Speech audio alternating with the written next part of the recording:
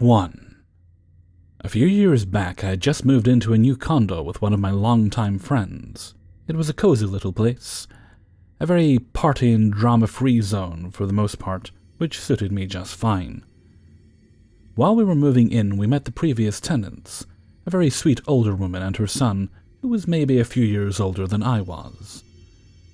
She explained that they used to live in the condo before us, and they had just recently moved out, since they had saved up enough money to buy their own home across the way from us.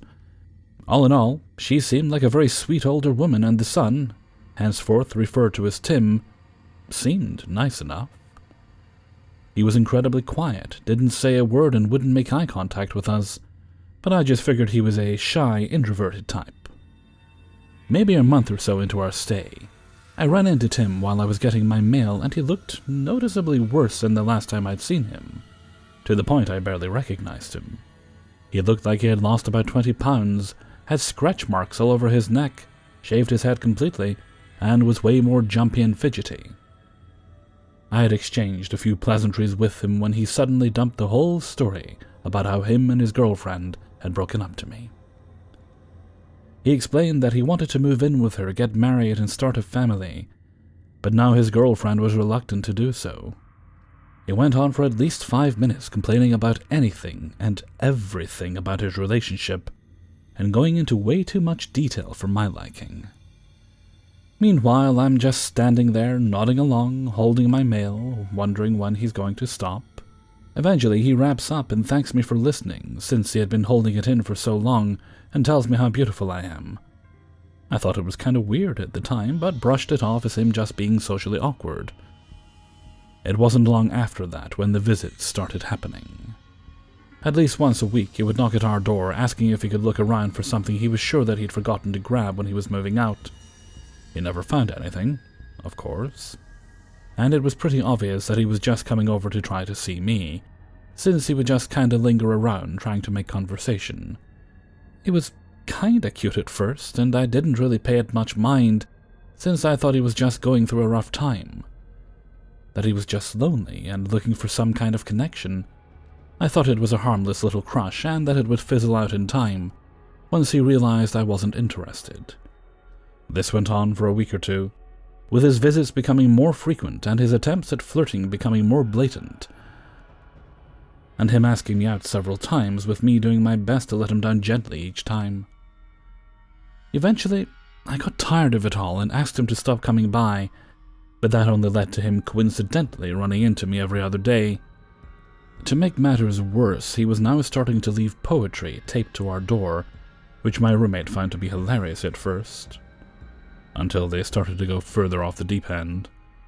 They had started off as typical mushy poetry, but eventually they started turning into quasi-religious nonsensical rants that would be pages long, mostly talking about how he was an angel or some other kind of divine being.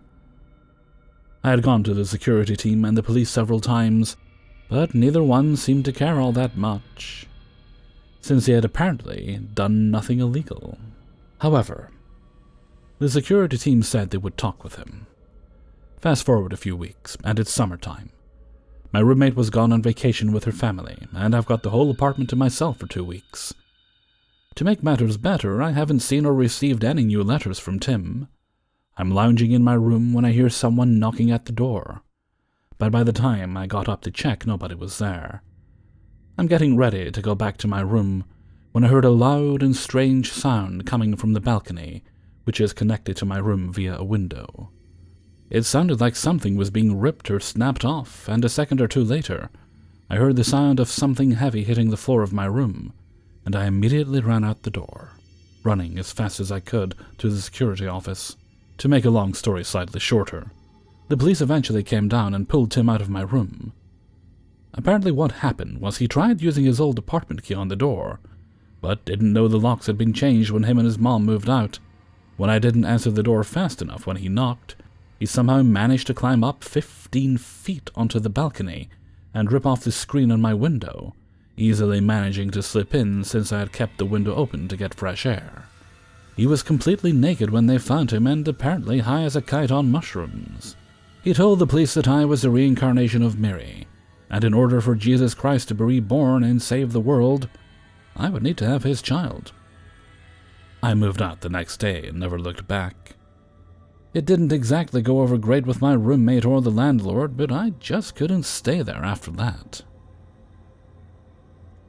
2. Hello, guys. I'm here to tell you a hopefully finished chapter of my life. To preface, I have strikingly red hair, and in earlier encounters I was dressing a little bit alternative.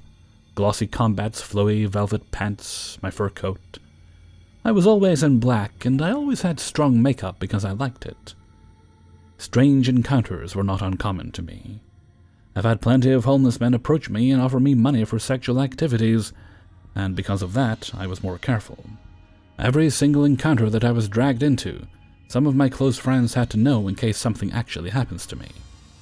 My first encounter with this man happened when I was at the end of my sophomore year in high school. I went to a cinema with 2 of my friends, and we were watching Love, Simon. A month before, I had dyed my hair red, and it was honestly the best decision of my life. And for that occasion, I went with the gayest rainbow eye look you could think about. When the movie was over, we exited the mall, and while we were walking, a dude approaches us. Tall, extremely thin, in shorts and some t-shirt, with a big rose tattooed on his fist. He asks us if he could borrow one of our phones for a quick phone call. My phone died out in the cinema, so I tell him no, as well as my other friend, but a third girl says okay, and he dials the number. He talked on the phone about some money and some Gucci jacket he wanted to buy with that money. When he hangs up, he turns to me and tells me I look like Bella Swan from Twilight, how I have pretty red hair, and he asks for my Facebook. I was like, yeah, sure.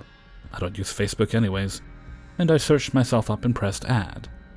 When I came back to my dorm, I opened Facebook and decided to scope the situation out, and I freaked the fuck out. He had these long rants about how no woman wants him, and how they're all dumb because he is so beautiful and fuckable, and no one is noticing that. I block him. That was in July of 2018. After that, nothing was happening. I forgot about him, and it was all okay. In my junior year of high school, I went to McDonald's after school because that morning my then boyfriend broke up with me, and I wanted to treat myself, so I didn't cry anymore.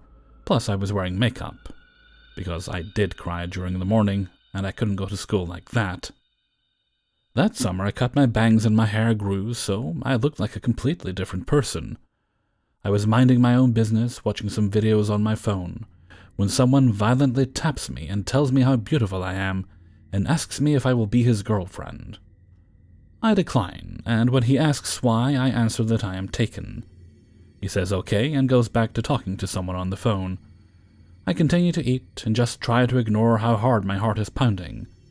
I alert one of my friends that's still in school next to the mall, and he says that his class will soon be over. If the situation escalates, he'll come over. Not soon after he taps again, he tells me, I played Eurojackpot, big lottery game in Europe, and I'm sure I'll win. I'll buy you anything you want, just be my girlfriend. I decline. He asks me is my ex-boyfriend prettier than him, and I say yes. He just gets up and leaves. This was February 8th, 2019. After that, I found out more about him from my friend. His name, some of his past. He is a known drug addict in this town. His father works as a lawyer at the court, and no dealer wants to work with him because he's known to throw people under the bus. One cold evening, I was waiting for my boyfriend at a bus stop. I looked like a mismatched idiot with my fur coat on top of sweats, running shoes, and a beanie. Just rolled out after an afternoon nap. He approaches me and flat out asks me to be his girlfriend. While I was declining, my boyfriend comes up and asks what's happening while eyeing him. Dude pales up, says goodbye, and leaves. That was March of 2019. When I started my senior year, I found out more about him. His parents didn't want him, so they just bought him a flat as a 12-year-old boy and left him to take care of himself. He fell into bad company, and that resulted in his drug addiction. His addiction probably triggered some mental problems, and people speculate he probably has schizophrenia because he was often seen yelling at air, like someone was there talking to him and having rapid body movements. One of my friends saw his dad beating him almost to death in a parking lot, and people had to jump in to separate them. One nice sunny day, my friend and I decided to doll up and go somewhere in the forest to smoke some weed, illegal in my country. We went to a fast food place, ordered, and sat to eat out.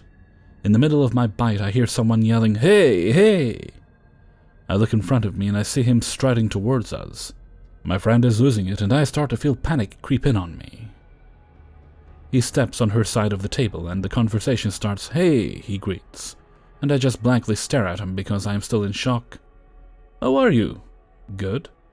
At this point, I'm trying to get this over as quick as I can because people are staring. "I was just going to some place, and I want to ask you if you wanted to come because, I was going somewhere, and I wanted to ask you." "I'm busy right now, so no." "Are you taken?" "Yes, I wasn't. I just didn't want him to harass me anymore." "You give me your phone number?" "No." And a question that made me lose my sanity, that sent me directly into an anxiety attack. "After everything that I've done for you?" "Yes." He says goodbye and leaves, yelling at someone in front of himself. I start to cry because I felt so overwhelmed. My friend is trying to calm me down. This was September of 2019. I'm sitting at a bus stop on a wall, with a mirror resting on my knees, picking at my blackheads. It was wash day, so I had some gym clothes on. I'm waiting for my friend from the incident before. I see someone sit at my feet. I look up, and I see him smiling at me. I just straight up tell him that I don't have time for his bullshit today, and that I want him to leave. He yells at me that he was just sitting there, and he storms off. That was October of 2019. After that, I'd only seen him around town in passing. I'd always hide my face when I see him coming towards me, so I can avoid him. I change up my style a little bit as well, so I wouldn't be so noticeable in the crowd. My hair is still red. I don't want to dye it. I carry pepper spray around, and I always try to walk the walk and seem unapproachable so that I don't have to go through unwanted conversations anymore. Let's not meet again, even if we are still in the same city. 3. I was rooming with my best friend in a busy part of town. Our street was a one-way road with lots of tree cover. Our front yard was practically a forest. A mess of different bushes and trees. It was the first house on this one-way road from a very busy street center city. We would see all kinds of shady individuals pass by our house, but we kept to ourselves and didn't have any problems. At first. After all of our neighbors were kind. We had a rather eccentric man living next door. He was in his late 60s and seemed rather lonely. He had various items on his property, possibly some kind of hoarding disorder. Drum kit on the roof and a large house. The front yard littered with various items. I would casually make acquaintance from time to time. He came over with some Indian food he made, eggplant, it was very yummy. We talked about veganism and other things.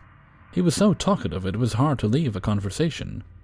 He would catch me while unloading groceries, sometimes standing in front of my car door as to keep me from being able to leave the conversation. Again, I didn't think much of it. He had cool stories to tell. Just a sweet, lonely old man. Definitely not a person who would hire someone to fucking stab you. Anyway, one day he came over with roses. They were for me. I was flattered. I didn't feel like I deserved them for just being kind. I put them in a vase. Got kind of a weird feeling, but ignored it. My best friend asked about them. I told her they were from our neighbor, and she didn't like that very much. She began to form a distrust towards him. God bless her intuition, 'cause it saved my ass. I told her it was probably nothing to worry about. He was nice. Well, that's when things started to get weird. He invited me to his house. He's my next-door neighbor, so I oblige. Nothing happens. The man is small, crippled, and old. He asks me if we deserve anything for our home. We are young and don't have a lot, so he offers a kitchen table he has stored in his pile of stuff. I agree to take it, as it is obviously not being used and I desperately needed one. So we take the kitchen table and start setting it up, and we realize there's a part missing, so we let it sit for a while, then eventually take it back. He swears that we lost the part and asks us to please pay him $60 for the damages. I am confused because it is a gift and it wasn't our fault, but he got angry, so I told him we would. I remain in debt for a while. It took me a long time to cough up $60, otherwise I would have had a table. I was a broke college student. Our neighbor gets more and more talkative, to the point where it is uncomfortable. He knew my best friend was in on his creepiness, so he stood in front of my car again, and would keep me from being able to open my door, asking me when I would pay him back, asking me to move in with him so I could afford to pay him back. I had told my best friend how he would block me from leaving my vehicle. She was furious. She pulls up in her car and gets out and starts shrieking. "Leave her alone! You back up! You stupid motherfucker, you leave her alone!" All hell breaks loose. Teach me not to maintain my boundaries. Anyway, he's calling her names back, saying we owe him money. The scene calms down, and we both go inside. He walks into our backyard, knocks on our door. My best friend calls her dad, a tough Navy dude. He shows up and goes over to talk to him. They talk. That's all we really hear from him for a while. This is where it gets really crazy.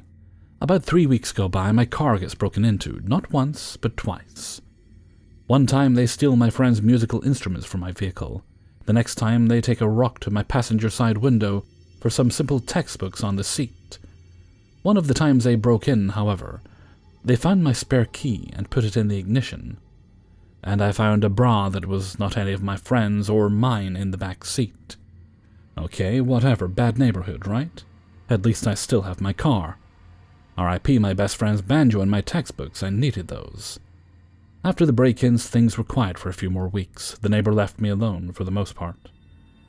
I pull up one night, thankfully, with an old family friend in the car, to a man standing in my parking spot with a shank. Walking towards my driver's side window, he notices the man sitting next to me and runs away. I start hyperventilating, it scares me so bad.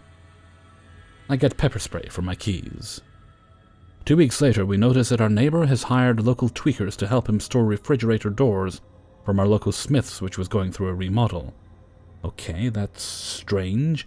We were beginning to notice that they came to his house and would do strange tasks for him. The scariest moment was the moment when my best friend saved my life. We were walking to her car to go to a hookah lounge, parked out in front of that little alleyway. We were in the car less than 30 seconds before the passenger back door opened. I was in the passenger seat up front and didn't see anything. My friend was in the driver's seat. I heard her screech. She accelerates hard. I look back and see a man fall flat on the pavement, red bandana covering his face. Apparently he had a gun in his pocket, according to my friend, pointed right at me. So scary, I swear it's the same man I saw with the knife before. We file a police report. They search but can't find him. It's like he disappeared into a house or something. Come to find out from another neighbor shortly after that our neighbor was found dragging an unconscious woman into his home. He was caught by our other neighbor who was telling me this info. Apparently the cops came and the lady got an ambulance and that was it. Didn't even question him. We attempted to contact our local police, but they couldn't make a solid case against him based on the evidence we had. I moved like a few days after. So, creepy old man and the guy who was sent to kill me, I hope we don't meet. And for everyone who is listening, listen to your intuition and set firm boundaries. Also get yourself an amazing best friend, it could save your life. Hey everybody, Hellfreezer here, and thank you very much for listening to 3 True Scary Stories, episode 509. And thank you very much to everybody who allowed me to use their stories in this video. Right, I think Glitch Monthly is tomorrow. I've taken to doing things a little bit earlier in the week regarding stories, just so I can clear out time to make sure everything gets sorted. Also kind of recording a little bit later at night than I have been. Generally it's quieter. Plus, although we're not in super scorching temperatures, it is very clammy lately. And it tends to be a bit on the cooler side at night. Not by much, mind you, but a bit on the cooler side. And that does make things go quicker. I'll still have to reward myself with ice cream and ice lollies anyway. Or at the very least some crushed ice in a jar. I'll actually have to check to see if I've got mason jars. If not, I don't know where I'm going to get them. Because the place I usually get them, I don't even know if it's open at the moment. And if it is, I don't want to go to it. Although as I'm recording this outro right now, I don't think that's going to get picked up on the mic, but in the distance, There they go. There's what sounds like a tiny doggy barking at something.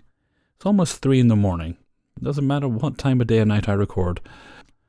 There's often barking. Well, at least it's not as bad at night as it is during the day. That's a small favor, I suppose. Okay, I think I'll wrap things up there for now. So until next time, thank you very much for listening, and take very good care of yourselves.